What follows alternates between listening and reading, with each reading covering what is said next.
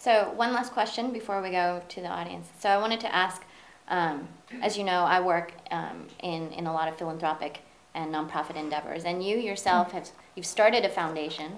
You run several foundations. And, in the past. And so I'm curious, what drives you? What are you passionate about? What issues are you passionate about? Well, you know, it's interesting because originally I just wanted to be a journalist. I could have lived, I could have just slept in the newsroom because that's all I cared about. And when I got serious with him and married a politician, and then he ended up running for governor, I quit my job. You know, it was kind of the loss of my career, my identity. This is what my life was. And, you know, I moved like 5 states in 7 years during the career, in Green Bay, Wisconsin, in DC as a Washington correspondent, in Seattle. And so it was a loss of identity. And every time, like, he was governor for 8 years, and when I went back, I went to anchor one of the CBS affiliate and produced documentaries and still did the news.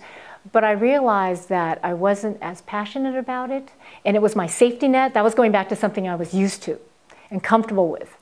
But I found that the 8 years as First Lady really changed my life in terms of connecting with the community and with people.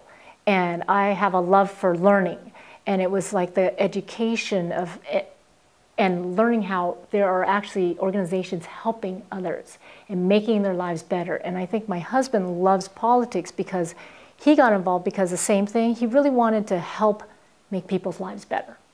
And I didn't really think I had that in me, or never knew, until I think partly his influence and partly being First Lady and traveling around the country. And the Governor Locke at the time had appointed myself and Melinda Gates to be co-directors of a Governor's Commission on Early Learning.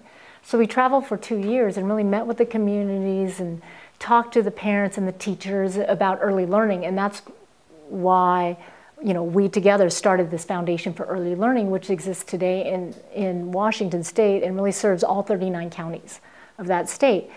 So when I got back into TV after we were not First Lady and Governor anymore, I really found that I missed it. I did it for 2 years, the TV thing, and I thought, I really need to give back.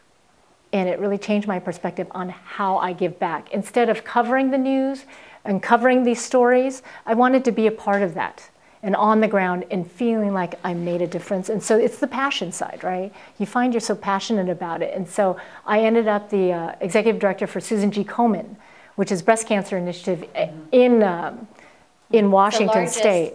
Breast cancer NGO in the world. Right, in the world, right. And so I ran that for a couple of years, and then my husband was Secretary of Commerce. We moved to DC, and the national, Susan G. Komen hired me to be the National Director of Operations.